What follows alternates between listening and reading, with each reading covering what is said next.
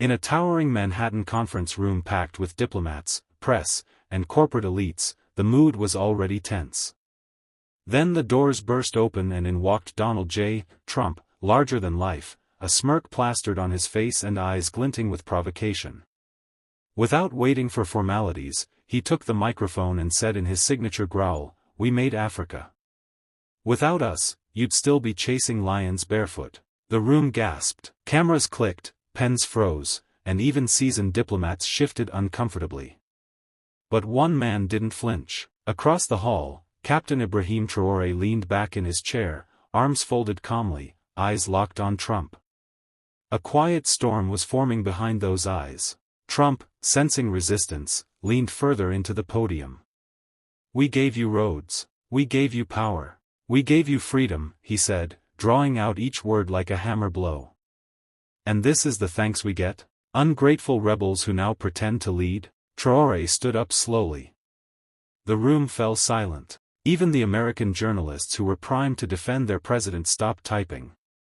His presence was calm, yet his silence pierced through the arrogance like a blade held just beneath the surface. With a soft chuckle, Traoré finally spoke. "You made Africa?" he asked, repeating Trump's words with disbelief. "Then why can't you control it?" The room froze. A few stifled laughs escaped from the African delegation. One UN ambassador from South America whispered, "He walked right into that." The cameras turned their full attention to Traoré now. Trump stepped back slightly, suddenly aware that this wasn't going to be one of his usual performances.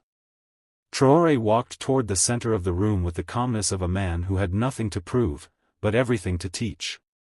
"You didn't build us. You broke us," he said. "And now, when we begin to rise from your ashes, you call it chaos." There was no shouting, no banging on the table, just truth, clear and sharp. And that was more dangerous than any insult. The silence in the chamber stretched long after Traoré's words faded.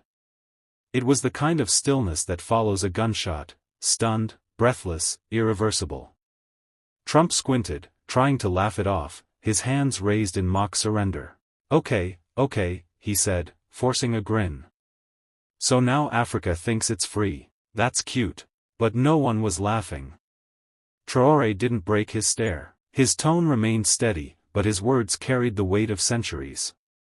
"You think freedom is something you allow, like a gift from a master to a servant," he said. "But freedom is not yours to give. It is ours to claim." The projection screen behind him, prepared by his staff, flashed to life. Images filled the room, French soldiers loading gold bars onto planes in the 1960s. American oil executives shaking hands with brutal dictators. Satellite maps of uranium mines in Niger, guarded not by African forces, but by private contractors in U.S. uniforms. "This is what you built," Traoré continued. "Not democracy. Not development. Extraction. Exploitation. You made Africa into a vault you thought only you had the key to. But now, we forge our own." Trump shifted, clearly irritated. "Let me tell you something," he snapped, voice rising. "We can pull every dollar tomorrow. What happens then, huh? What happens when American companies walk?" Traoré's answer was a smile. "Then we finally learn how to walk without a leash." The room erupted, not in applause, but in awe. It wasn't just what Traoré said, it was how he said it. Unapologetic. Unafraid. He wasn't just defending Africa, he was unmasking the illusion of control. And for the first time, the empire looked like a child throwing a tantrum because his toy no longer obeyed. One European journalist whispered to her colleague, "This man isn't just leading Burkina Faso, he's leading a movement." And Trump, once the loudest man in any room, suddenly found himself speaking into an audience that wasn't listening. They were watching. Traoré. Trump's fingers drummed on the table, louder now, each tap betraying a ripple of unease beneath the bravado. He leaned forward, voice dripping with menace. "You talk a big game for a man whose country runs on aid checks and borrowed time. You forget who built the airports, the roads, the military bases. You forget who feeds you." Traoré didn't blink. Instead, he leaned back, exuding the calm of a lion who knows the hyena has overstepped. "And you forget who built your wealth," he said quietly. On cocoa harvested by children in West Africa. On coltan dug from blood-soaked soil in Congo. On sweatshops powered by the desperation your wars created. The room stiffened. Even the translators faltered, trying to soften words that were never meant to be gentle. Trump slammed his hand down again, harder. You're biting the hand that fed you. Traoré's voice turned ice cold. That's the thing about leashes, Mr. Trump. When you cut them, the hand that fed you becomes just another enemy. The air turned electric. Then Traoré did something unexpected. He produced a folder. Slim, white, marked declassified. He slid it across the polished table. These are documents from your own agencies. CIA memos, diplomatic cables. Maps showing how Africa was carved up like a birthday cake during your administration. We were pawns. But now, we're kings. Trump didn't open the folder. He didn't have to. The world press was already photographing it, zooming in on the bold black letters on the first page, Operation Sovereign Shadow. And with that, Traoré stood. Not in anger, not in haste. With purpose. As he walked away, his final words hovered like smoke over fire. You thought we were playing your game. But the board has changed. And kings do not kneel. By the time Traoré's footsteps faded down the hallway, the silence in the chamber was louder than any applause could have been. Trump sat frozen, eyes locked on that single word, sovereign.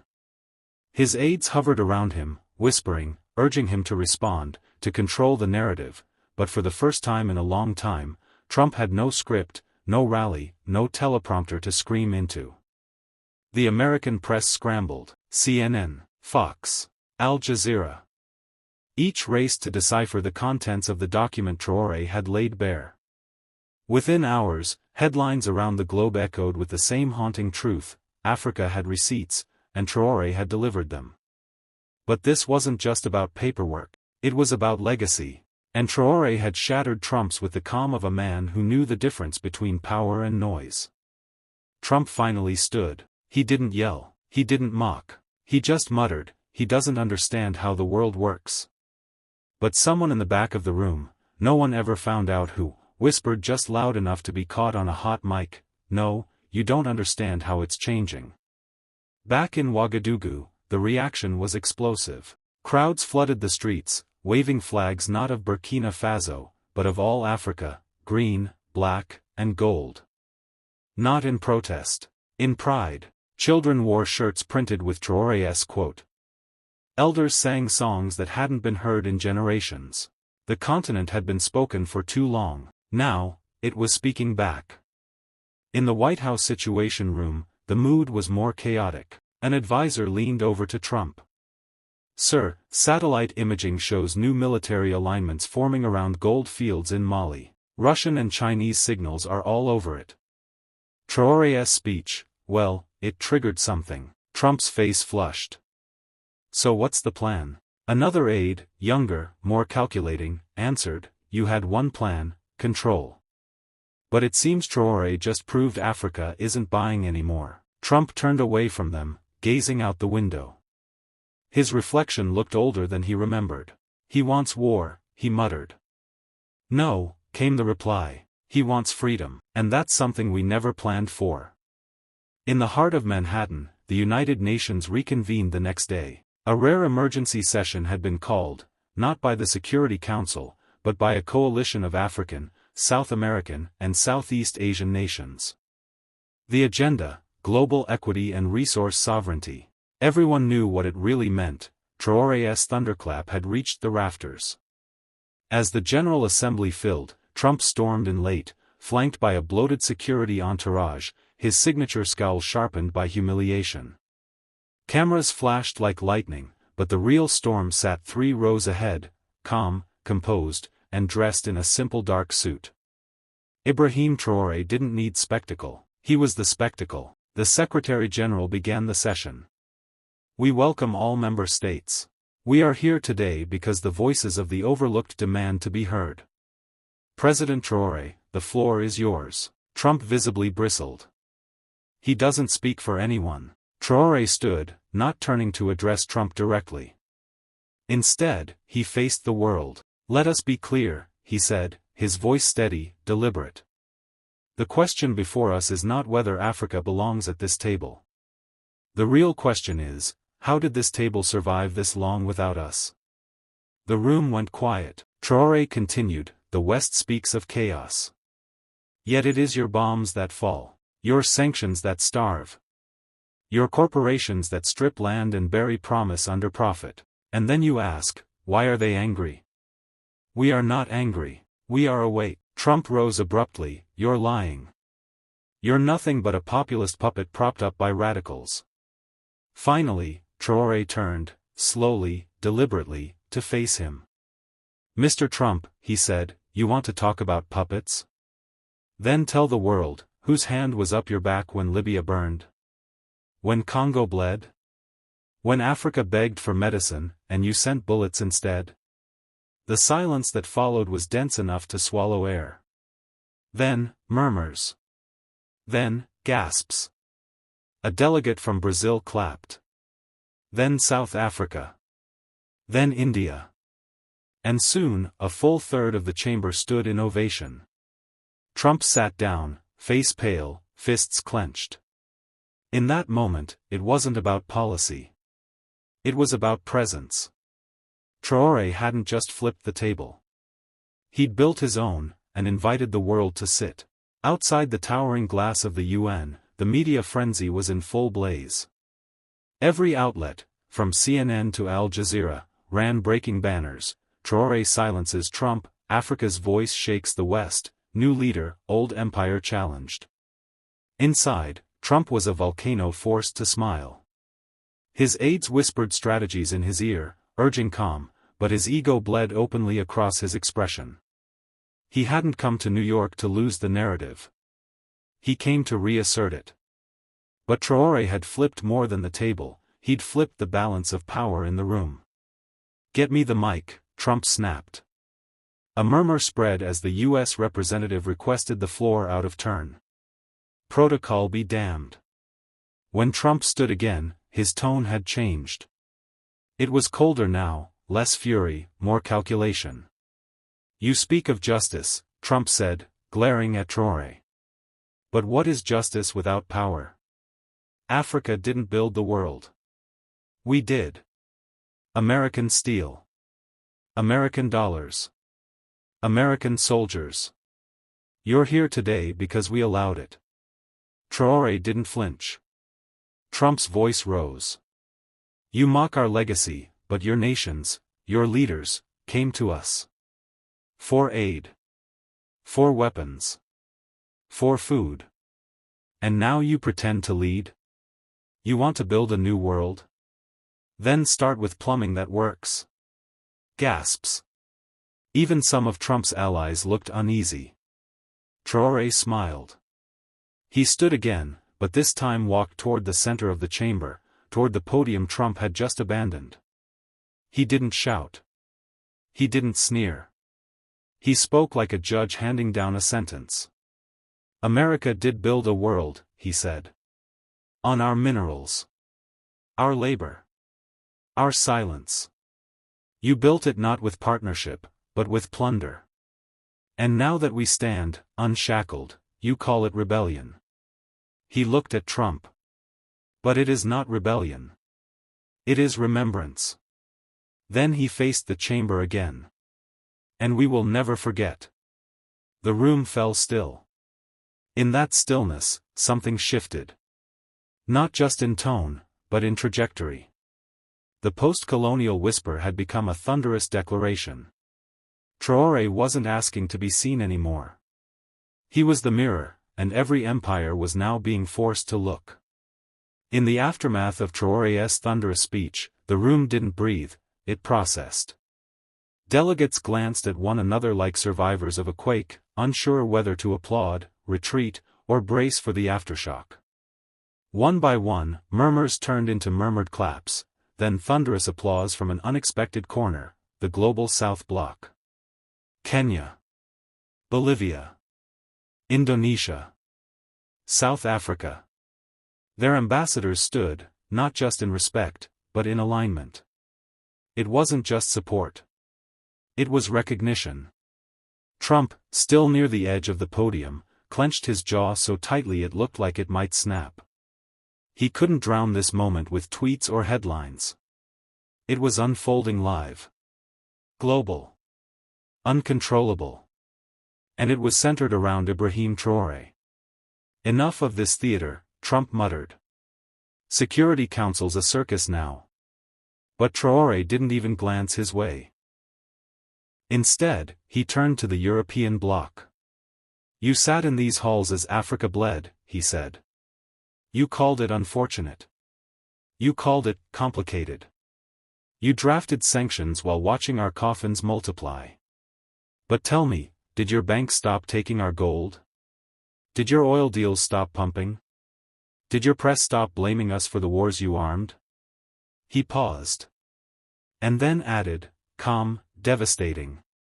Your order was never lawful. Only profitable. A deep silence stretched like wire across the chamber. This wasn't politics. It was exposure. And then, breaking it, came the voice of a delegate from the back. Traoré speaks the truth. Heads turned. It was the representative from Colombia. Finally, she said, someone dares say it aloud. More murmurs. More shifts in posture. The illusion was shattering, and it was irreversible. Traoré had turned what began as confrontation into confession, not his own, but the world's. One man, standing unbent, was now redrawing the lines of power not with weapons, but with words that landed like bullets. He had cracked the mirror. And now the empires were staring at themselves, ugly, exposed, and afraid. The chamber had become still, not with peace, but with paralysis. The silence wasn't empty. It was charged. Not one diplomat moved to challenge Traoré. Not one voice rose to deflect. Because in that moment, the risk of speaking against him was far greater than staying quiet. Traoré had turned the room into a tribunal, not through anger, but clarity. And clarity was dangerous. He stepped forward again. Calm. Collected. Lethal. When you say you made Africa, he said, eyes now locking with Trump, what you mean is that you took from Africa. And now, when Africa refuses to kneel, you claim we're ungrateful. You don't want partners. You want property. And you don't understand why the property is speaking back. Trump attempted a dismissive smirk. It didn't land. Traoré turned to the cameras, now broadcasting live across the globe. So let this be heard beyond these walls, he declared. Africa is not your broken toy. We are not your failed experiment. We are not a continent of chaos. We are a continent of memory. Of scars. And of reckoning. He paused. And you, Mr. Trump, he added, voice now razor-sharp, represent a world order built on the fantasy that black nations are too disorganized to rise. That fantasy ends now. Because the lie is no longer working. Not in Burkina Faso. Not in Mali. Not in Niger. Not in Gaza. And not here. Gasps. Camera shudders. Traoré had gone from defiant to defining. Trump slammed a fist into the table, again. But this time, no one turned. No one flinched. The world was listening to someone else now. And that silence? That silence wasn't weakness. It was the beginning of power shifting. Of an old guard realizing it had already lost. In the face of centuries of exploitation, Ibrahim Traoré hadn't just responded. He had rewritten the rules. A silence like that doesn't go unnoticed, it ripples. Through satellite feeds. Through headlines. Through the bones of every old empire watching the replay. Traoré stood tall, but he wasn't alone anymore. From the African Union to the streets of Port-au-Prince, from Ankara to Caracas, his words echoed. Not just as defiance, but as invitation. A challenge. A signal. At the table, Trump leaned back now. Rattled. The forced smirk had faded into something more ancient, fear. Because deep down, every empire knows when its time is running out. You think I fear you? Trump finally barked, his voice breaking the tension like a blunt axe. We built the system. We still own the board. You're just a piece we forgot to break. Traoré let the insult hang there for a beat. Then, he stepped forward, not as a man losing control, but as one who'd never needed permission. You didn't forget, he replied coldly. You failed. You tried to erase us. Colonize us. Starve us. Poison our leaders. Burn our lands. You tried everything. And we're still here. The room tensed. And now, Traoré said, voice rising, you see a black man at this table, not begging, but warning. Not pleading, but planning. You see Africa speaking with a single voice, and you realize, it's not your table anymore. He turned to the leaders around them. I'm not just here to clap back, he continued. I'm here to claim space. And if the seat is too small for truth, then flip the table. It wasn't applause that followed. It was a low, building rumble. Of approval. Of shifting alliances. Of power rearranging itself in real time. Suddenly, a Chinese delegate nodded. A South American envoy whispered something to their aide. The Turkish representative smiled. Traoré had done more than confront Trump. He had exposed that everyone else was waiting for someone to lead the charge. And now that someone had arrived. Not with drones. But with truth sharpened into steel, the aftermath wasn't measured in applause or official statements. It was measured in shifting glances. In delegates texting under the table. In news outlets rewriting headlines before the ink dried. Trump's mouth twitched, searching for a retort. But none came. Not one that would land. Not after Traoré's words had lit a fuse beneath centuries of silence. Across the room, Netanyahu sat frozen. Modi stared forward. Macron adjusted his tie. Even those who once scoffed at Traoré now sat a little straighter, sensing the balance of power tilt, not because America had weakened, but because Africa had awakened. Then Traoré dropped the final stone. If you believe we're just one country, he said, you're already behind. We are a continent. With minerals you need, with youth you fear, and with a truth your history books can't silence anymore. Trump, finally breaking his silence, stood and snapped, we'll sanction you. We'll cut you off. Traoré didn't even look at him this time. We've survived centuries of your chains, he said. We'll survive your tantrums. The air was electric. No one moved. It was as if every camera in the room knew history had just redrawn itself. Not in treaties. Not in declarations. But in tone. In truth. In who refused to blink. An aide rushed over to Trump's ear, whispering something. His eyes darted to his phone. Stock drops. A failed vote in the Senate. A new alliance forming in West Africa. Traoré turned away from the dais slowly, not in retreat, but in declaration. He had come. He had spoken. And unlike the men before him, he had not begged, bowed, or broken.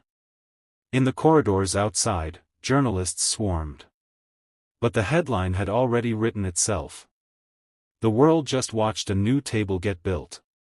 And this time, the seats weren't reserved for colonizers. They were earned by those who refused to kneel.